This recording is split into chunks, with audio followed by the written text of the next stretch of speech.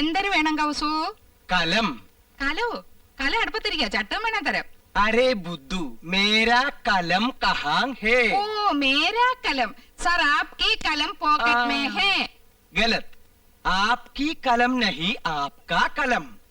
കായും കെയ്യും ഒക്കെ അങ്ങ് സ്കൂളിൽ ചെന്ന് പിള്ളേരെ പഠിപ്പിച്ചാൽ മതി കേട്ടോ. ദേ ഇവിടെ മാതൃഭാഷ അല്ലാതെ മറ്റൊരു ഭാഷയും പ്രയോഗിക്കാൻ പാടില്ലെന്നാ അമ്മാവന്റെ കൽപ്പന.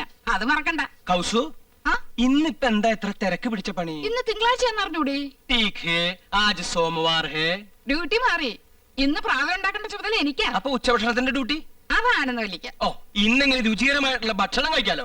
യോ, അപ്പൊ ഞാൻ ഉണ്ടാക്കുന്നതിനൊന്നും രുചിയില്ലെന്നല്ലേ എനിക്കറിയാം. ഇപ്പൊ നിങ്ങൾക്ക് എന്നെ ഒട്ടും ഇഷ്ടമല്ല.